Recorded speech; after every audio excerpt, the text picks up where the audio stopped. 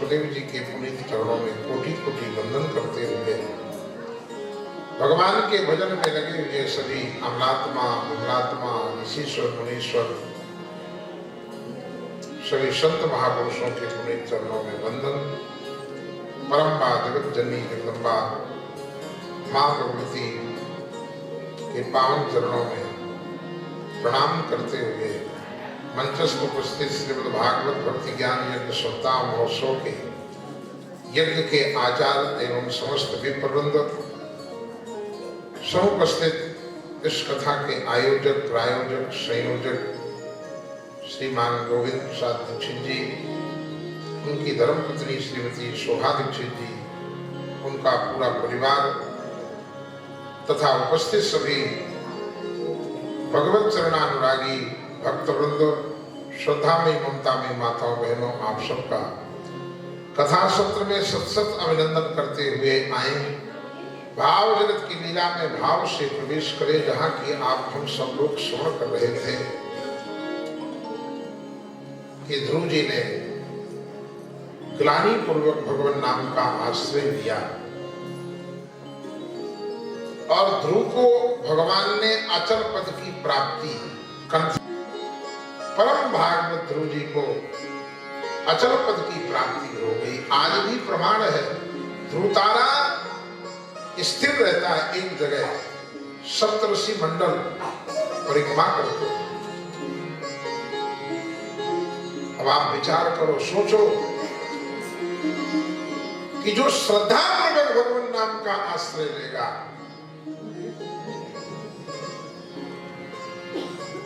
उस पर भगवान को देने के लिए कुछ नहीं रह जाता। जब ग्लानि पूर्वक नाम जपने वाले को अचल पद की प्राप्ति करा दी, तो श्रद्धा पूर्वक जो नाम लेता है उसके देने के लिए भगवान के पास कुछ नहीं रहता। फिर क्या करें? कुछ तो करना पड़ेगा। तो क्या करते हैं? तो भगवान कहते हैं अब मैं तेरा हो गया। यानी श्रद्धा पूर्वक जो भगवान नाम का आश्रय लेते हैं, भगवान उनके हो जाते हैं, भगवान उनके हो जाते हैं। इसलिए भगवान को यदि अपना बनाना है तो नाम का आश्रय लेना होगा। बिना नाम के भगवान का जो अपनापन का भाव है वो पाना असंभव है। यदि भगवान को अपना बनाना है, भगवान के बनना है, तो नाम का आश्रय लेना होगा।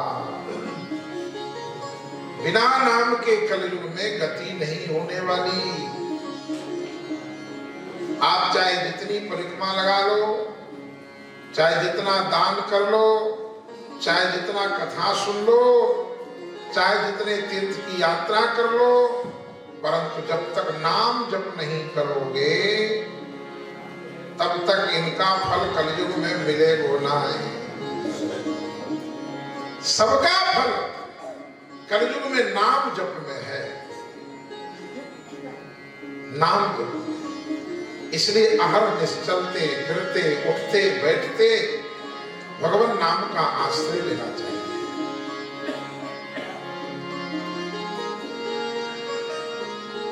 नाम की कलयुग में विशेष महिमा है। अन्य युगों में पृथक पृथक महिमा थी।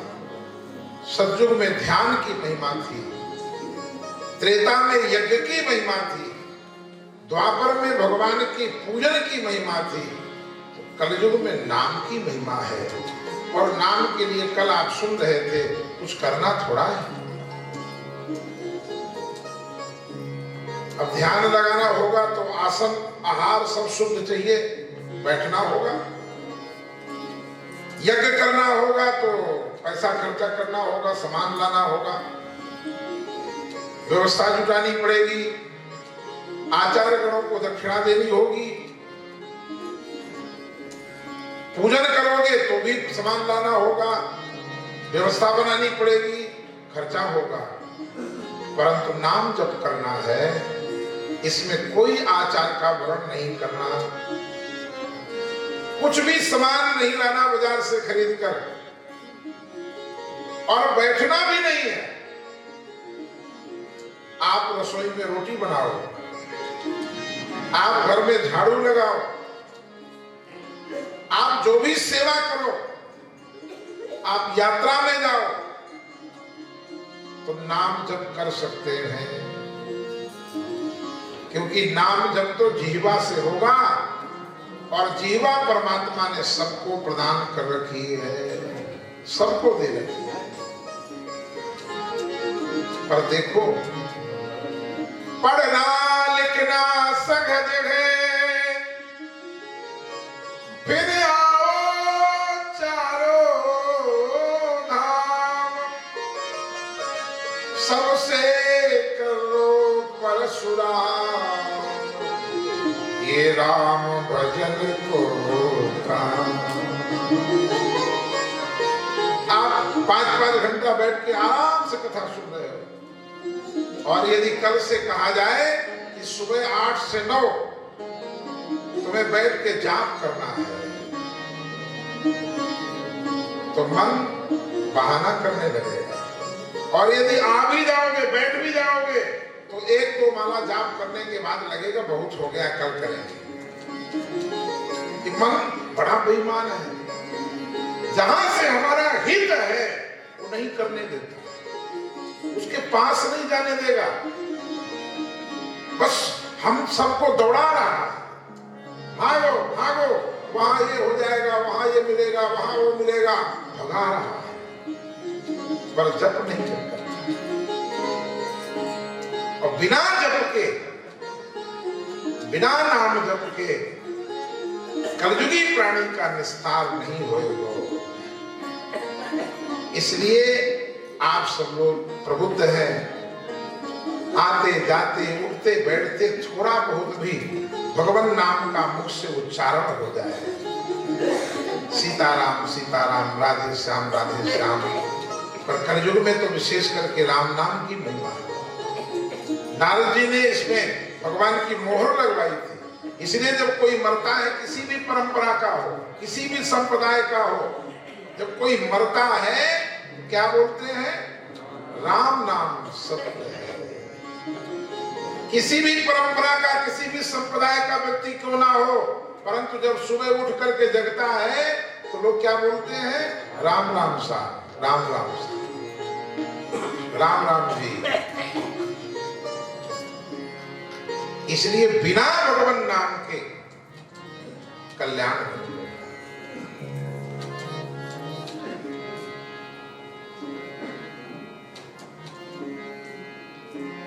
ध्रुव जी ने ग्लानि पूर्वक भगवान नाम का आश्रय लिया तो अचल पद की प्राप्ति हो गई।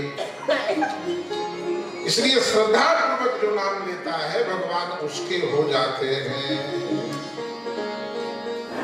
आज भी भगवान तैयार है ड्यूटी करने के लिए।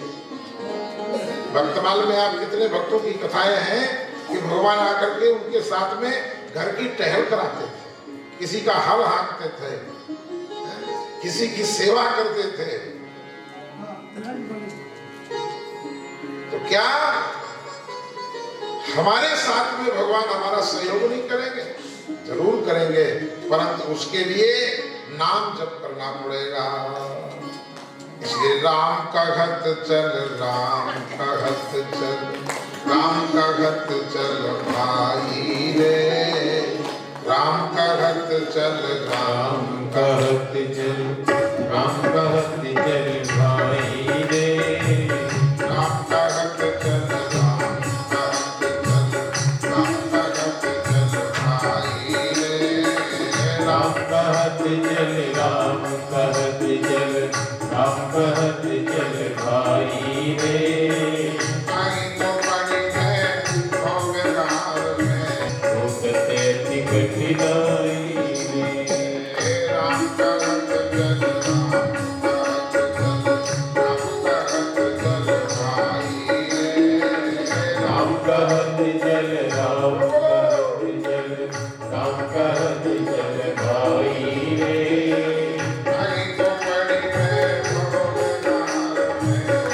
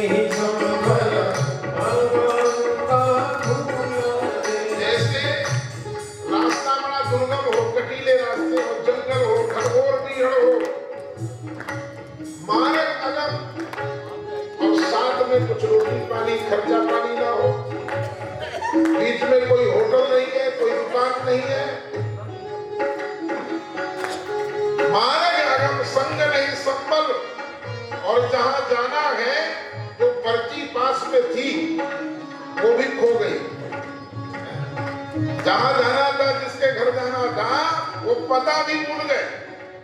अब विचार करो, ऐसा यदि किसी के जीवन में हुआ होगा तो वो समझ सकते। जहां जाना है बड़ा कठिन है रास्ता, बड़ी कठिन है डगर पनघट की, और जहां जाना है पता भी भूल गए, एड्रेस भी कंफर्म नहीं है, बस चले जा रहे हैं और साथ में खर्च भी नहीं है सत्कर्म का। नाना प्रकार की परेशानियां होती हैं। इसलिए राम का घट चल, राम का घट चल, राम का घट चल, राम का घट चल, भाई रे, राम का घट चल, राम का घट चल, राम का घट चल भाई रे।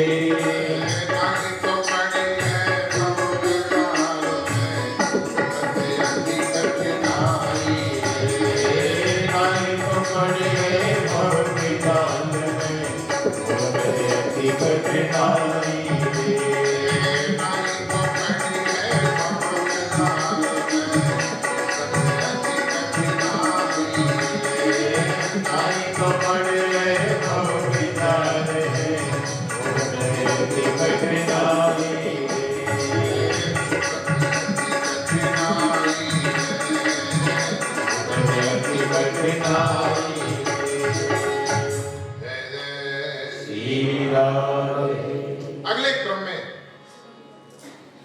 ध्रुव जी के वंश में आगे चल करके अंग नाम के राजा हुए। महान दानी थे। ब्रह्मवैवर्तक पुराण में कथा आती है, इतने महान दानी थे, कभी कोई याचक को वापस नहीं किया। और जब अंग के यहां वेद महान नास्तिक पैदा हुआ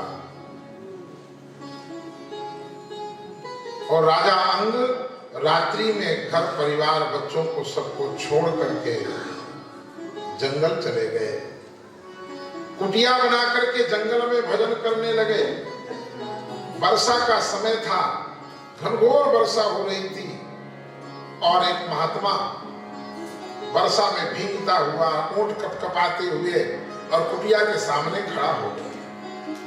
महाराज, मेरे पास कोई कुटिया नहीं है, मेरे पास कोई व्यवस्था नहीं है, इसलिए मैं बारिश में भीग रहा हूं, आप कोई व्यवस्था कर दो। ऐसी भीषण बारिश में राजा अंग अब कुटिया से जो भी सामान था, सारा सामान अपना निकाल करके और बाहर खड़े हो गए। बोले महाराज अंदर प्रवेश कर जाओ। ऐसे महान दानी, ऐसे उदार थे।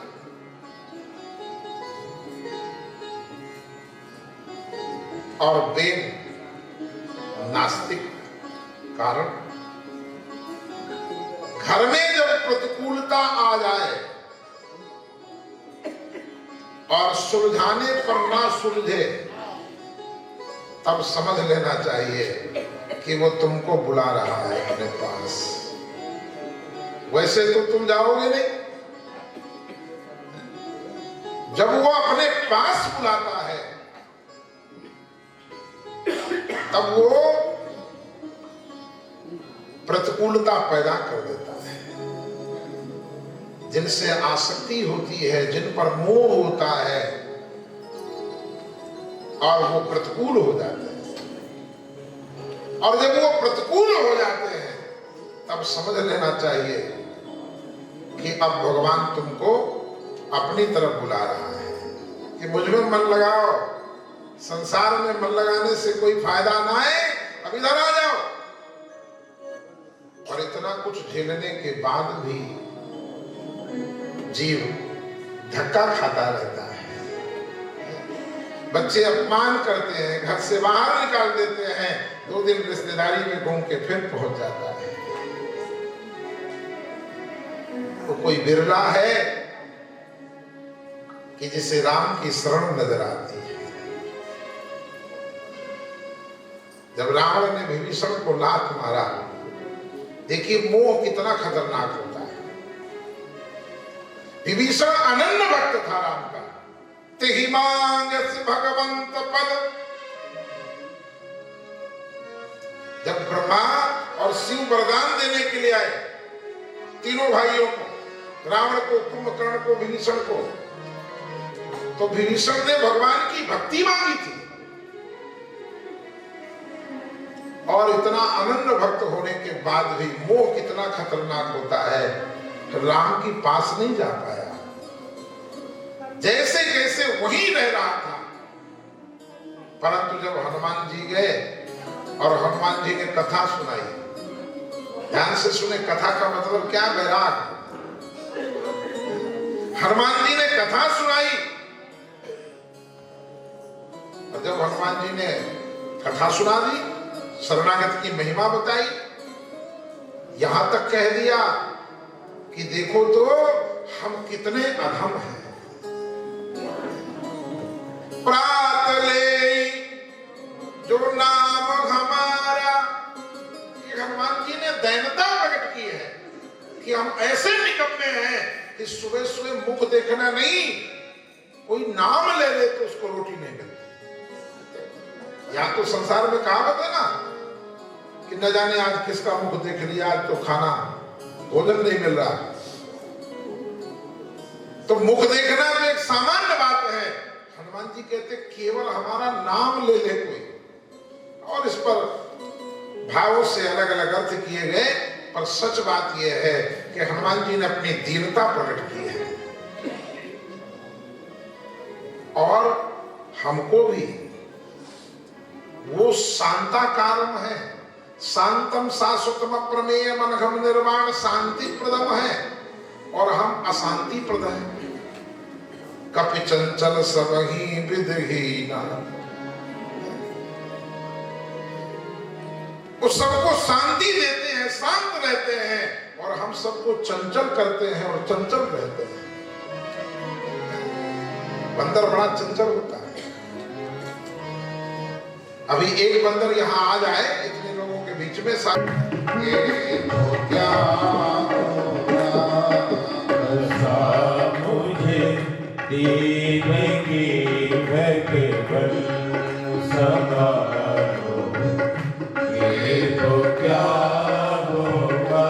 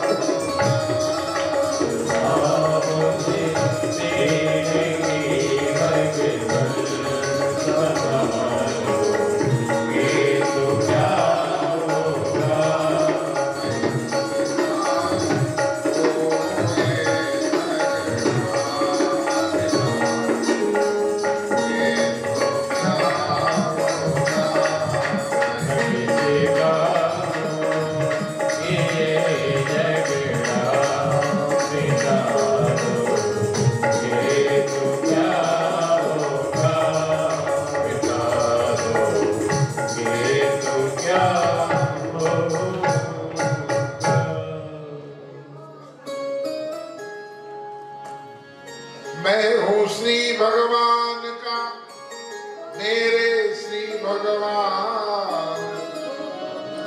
मैं भगवान का हूँ, भगवान मेरे हैं, इतना सा परिचय हमारा है।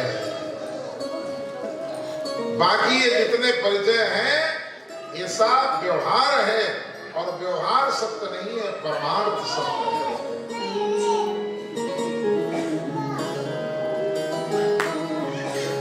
अगले क्रम में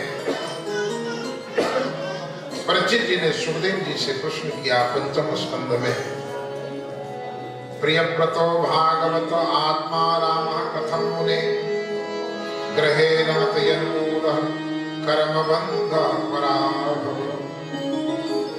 गुरु जी, प्रियव्रत जी तो परम भागवत थे, आत्मा राम थे, और उन्होंने विरक्ति के बाद गृहस्थी कैसे स्वीकार किया। गृहस्थी के बाद विरक्ति, और विरक्ति लेने के बाद फिर गृहस्थी में आना, ये बात कुछ समझ में नहीं आती। सुखदेव जी ने कहा, राजन, जिसका मन कच्चा है, बने विदोषा प्रभवन्ति रागिणः, जिसका मन कच्चा है तो सब कुछ त्यागने के बाद यदि जंगल में भी चला जाएगा तो वहां भी उसके अंदर दोष पैदा हो जाएंगे, और यदि मन पक्का है तो संसार में रह करके भी संसार उसके अंदर प्रवेश नहीं कर पाएगा। जो रहीम उत्तम प्रकृति का करी सके कुसंग, चंदन विष व्यापे नहीं लिपटे रहत भोजन। दारू के ठेका में नौकरी करने वाला व्यक्ति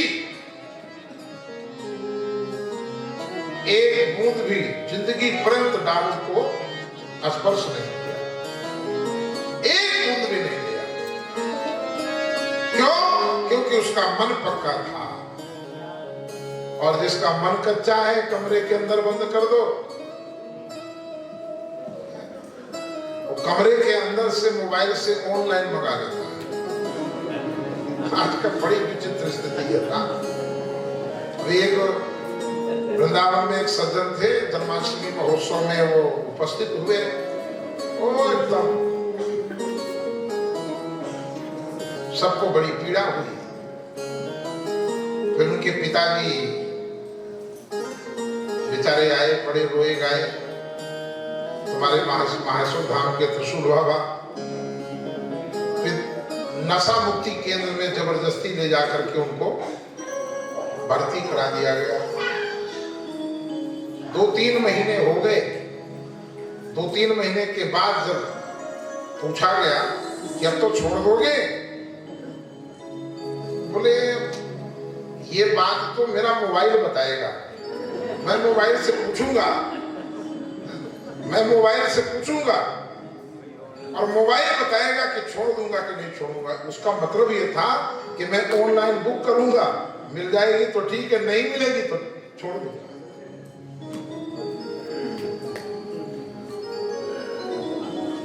जिसके स्वभाव में व्यसन है, उसे कहीं भी पहुंचा दो, वहां भी वो खोज लेगा। सारा खेल मन का है। गृहस्थी और विरक्ति भगवान में बाधक और साधक नहीं है। साधना तो मन से होगी, और मन यदि पक्का है तो गृहस्थ में रह करके आनंद ले सकते हैं। घर में पूजा होनी है, पूजा की थाली तैयारी जो है 3 बजे जग के शोभा ने साफ कर दिया, गोविंद जी आके बैठ गए, करने लगे। तीर्थ में जाना है, सारी तैयारी कर दी, थैला उठाया चले।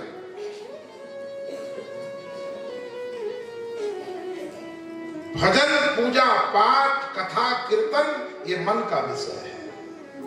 मन में है तो साधन अपने आप उपलब्ध हो जाएंगे, और यदि मन में नहीं है तो साधन होने के बाद भी नहीं हो पाता।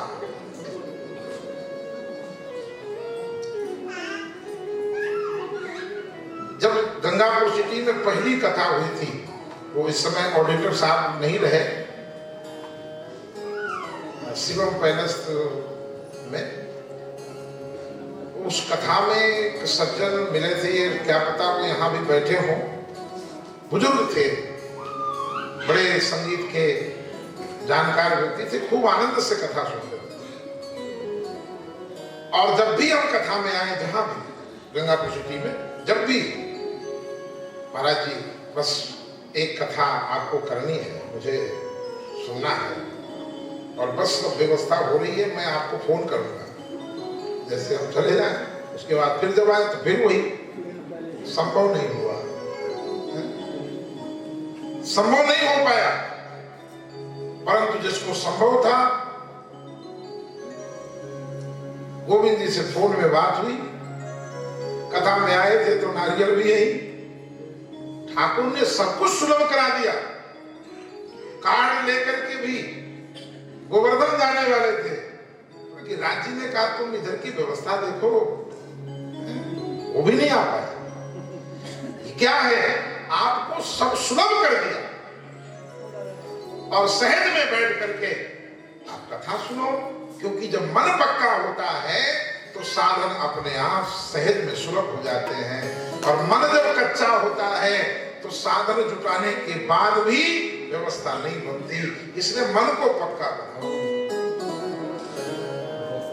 मन ही मिलावे राम ते, मन ही कराए फजीत, मन के हारे हार है, मन के जीते जी।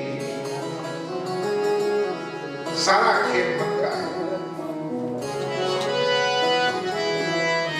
और इन सभी साधनों का जो लाभ है वो मन को अनुकूल करना है।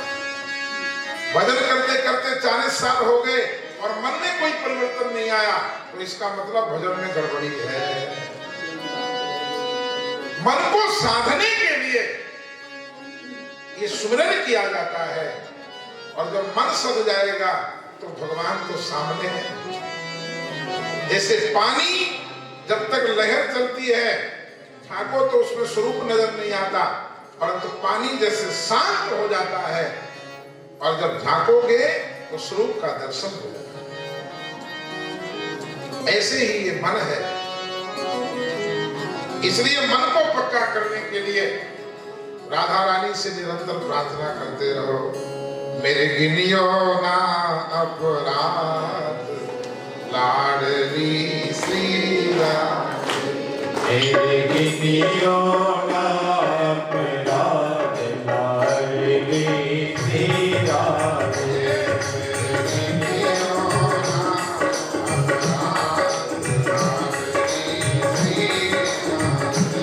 मेरे गिनियो ना अपराध लाडली श्री राधे, लाडली श्री राधे, लाडली श्री राधे।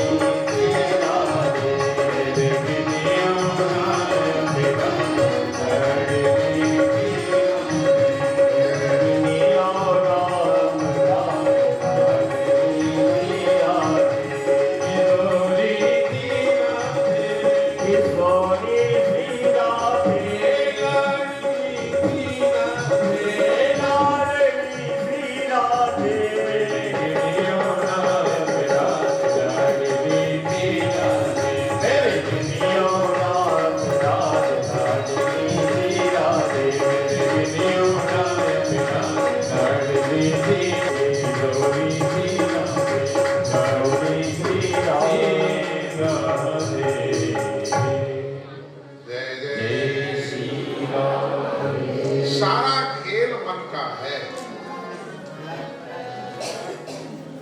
मेले में अकेला और अकेले में मेला, ये दो पद्धति है। मेले में अकेला और अकेले में मेला। अब आप बताओ कौन सा ठीक है दो में से? जो मेले में अकेला वाले हैं वो हाथ ऊंचा करें। जो अकेले में मेला वाले हैं वो हाथ ऊंचा करें।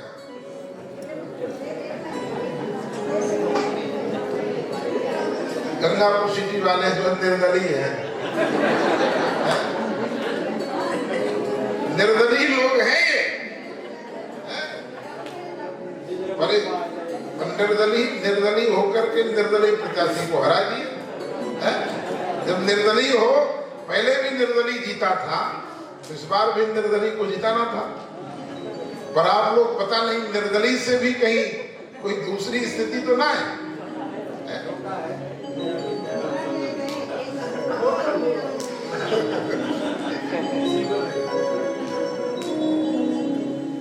मेले में अकेला सबसे उत्तम है। संसार में रहेंगे पर संसार के नहीं रहेंगे, केवल मेले में अकेला, ये उत्तम स्थिति है। और अकेले में मेला, घर परिवार समाज छोड़ करके चले गए जंगल में और वहां बैठ करके याद भी आ रहा है ये छोटा वाला बेटा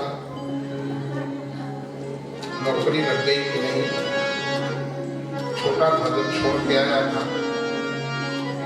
बहुत कठिन है।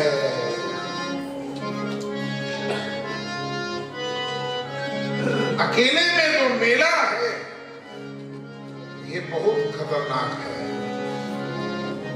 जैसे नाव में पानी, नाव में पानी, जब नाव के अंदर पानी आ जाएगा तो खतरा है डूबने का। पर पानी में नाव, ये तो पार जाने का रास्ता है। नाव तो हमेशा पानी में चलती है, पर नाव में पानी आ जाए तो मामला गड़बड़ हो जाएगा। इसलिए संसार में रहना है कि रहने के लिए संसार चाहिए। भजन मनुष्य तन से होगा और मनुष्य लोक में होगा, स्वर्ग में भी नहीं होगा। तो संसार में रहना है, पर संसार को अंदर नहीं आने देना। यदि संसार अंदर घुस जाएगा तो ये डुबो देगा।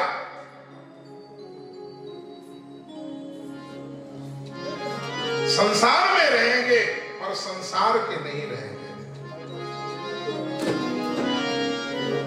केवल मन से वर्ण करना है, शरीर से बने रहो जा रहना, मन से।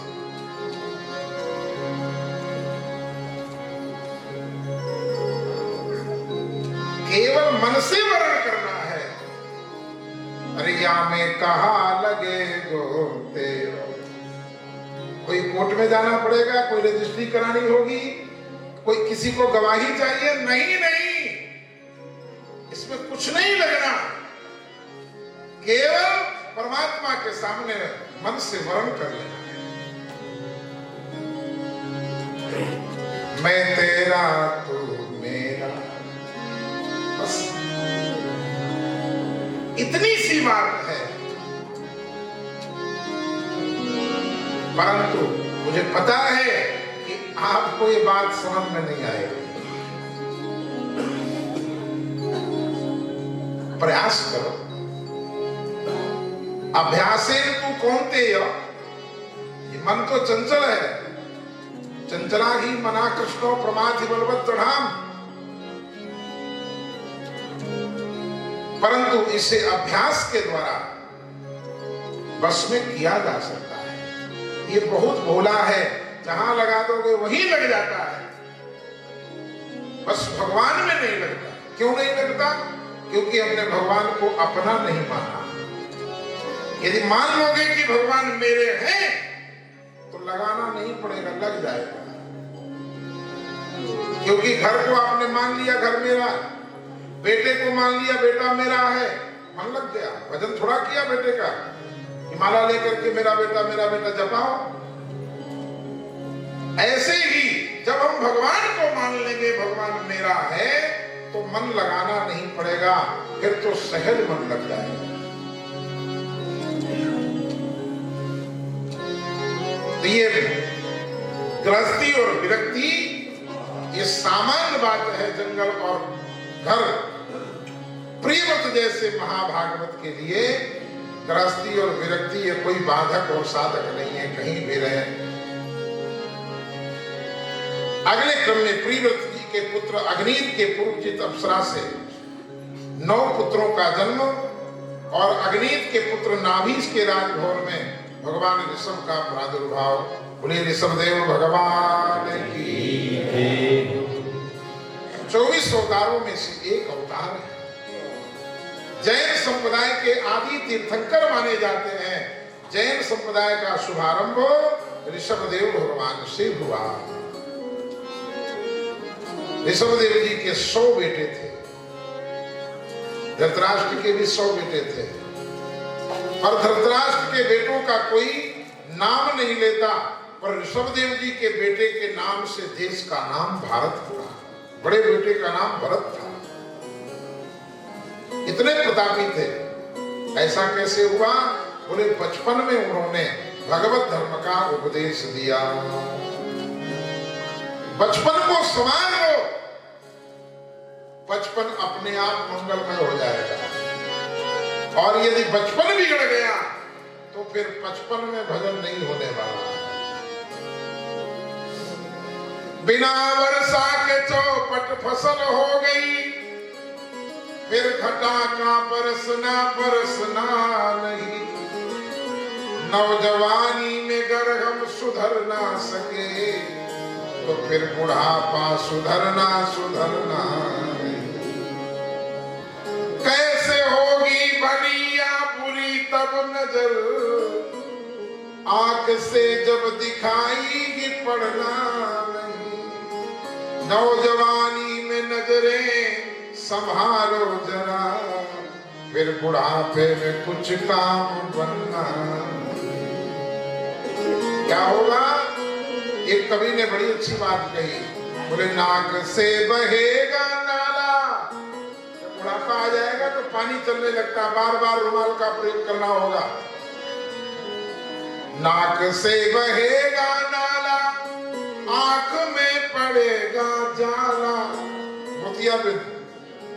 लाठी से पड़ेगा पाला जब तेरी जिंदगानी में, पड़े पड़े बिस्तर में करोगे मलमूत्र त्याग और थूकते रहोगे पड़े पड़े भीखदानी।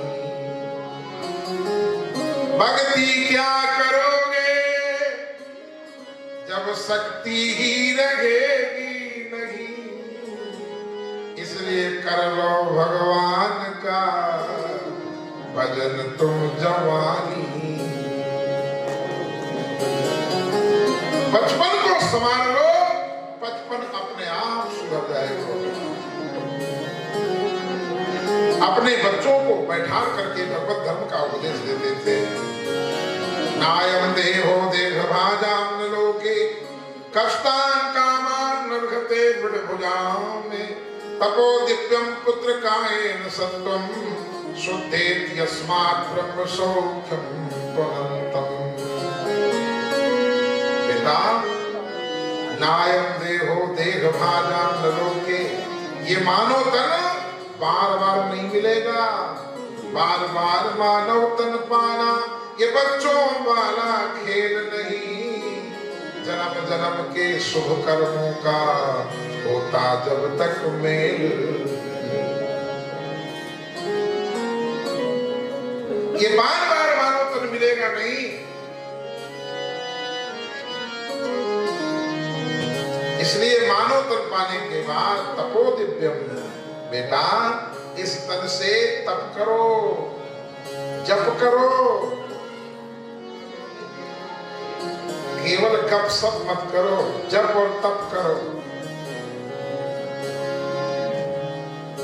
सूकर कूकर करत है विष विषयन को, तुलसी व्यथा न खोइए ये तन भजबे जो। 84 लाख योनियों में हम आहार निद्रा भय मैथुनम साफ करके आए, और वही काम मानव तन पाने के बाद भी कर रहे हैं। तो उस कुत्ते में और हम में अंतर क्या है? कोई प्रमाण पत्र है तुम्हारे पास? आप कहो कि हम तो बढ़िया कोठी में रहते हैं, जिस कोठी में आप रहते हो ना उसमें चूहा भी रहता है। लाल किले में लोमड़ी रहती है, वो भी कहे हम तो दिल्ली लाल किला में रहते हैं। आपको हम बढ़िया कीमती गाड़ी में चलते हैं, जिस गाड़ी में आप चलते हो मच्छर भी उस गाड़ी में यात्रा करता है। आपको हम बड़े सुंदर सुंदर वस्त्र पहनते हैं, इसलिए मनुष्य है। जिस कपड़े को आप पहन रहे हो, आपसे पहले चूहों ने कितने बार दुकान में बच्चे दे दिए इसे। आपको हम सुंदर सुंदर मिठाई पकवान भोजन करते हैं, जिस मिठाई को आप खा रहे हो हलवाई की दुकान में न जाने कितने चीटे उसमें कुर्बान हो गए, वोट दिया उसने।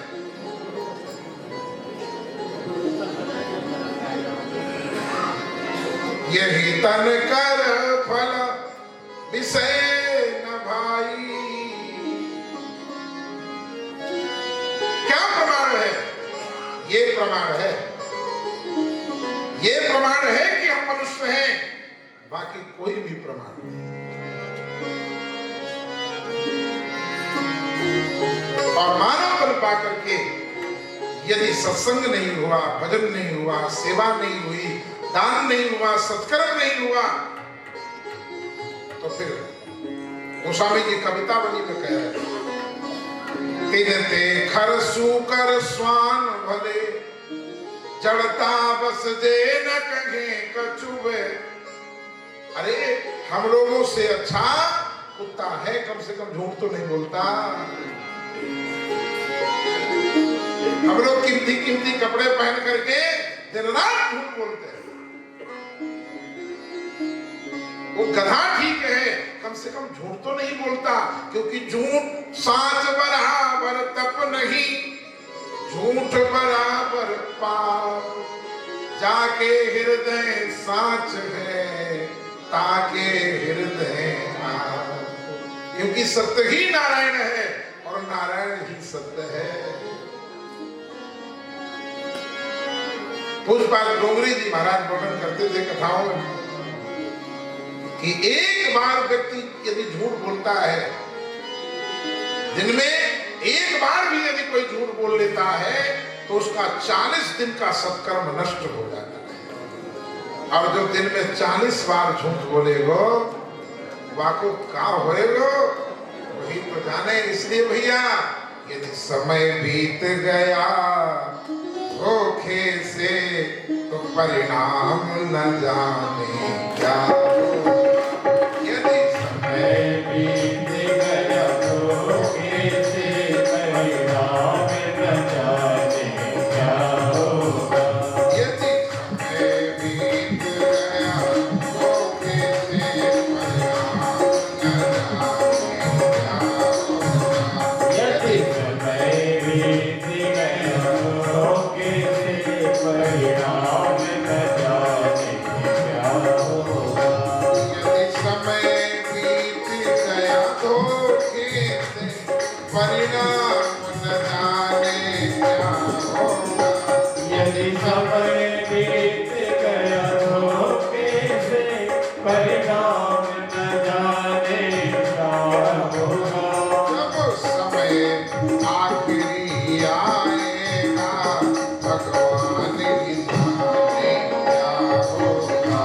जब समय आखिरी आएगा भगवान ही जाने क्या होगा।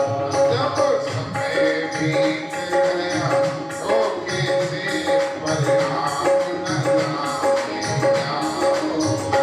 जब समय बीत गया धोखे से परिणाम न जाने क्या होगा।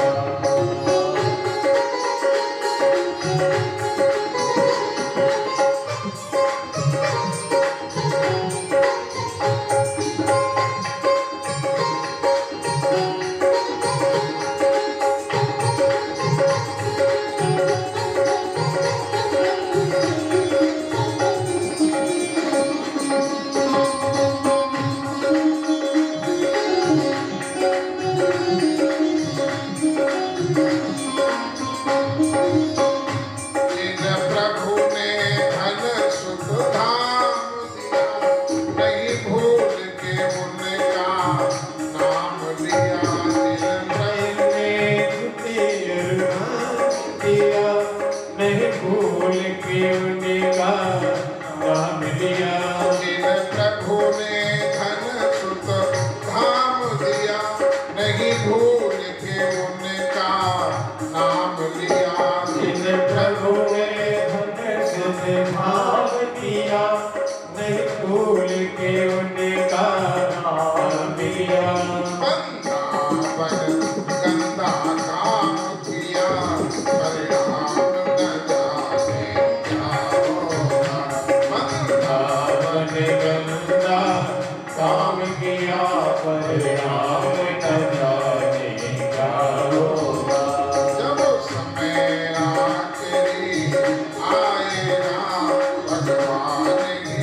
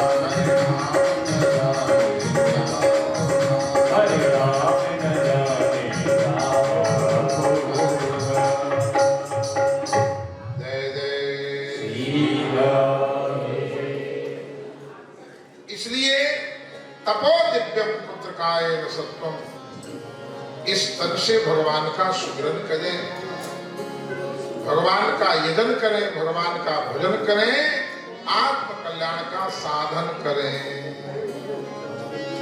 और आत्म कल्याण के साधन में, भगवान के साधन में जो बाधा उत्पन्न करे, भगवान के भजन में जो बाधा उत्पन्न करे,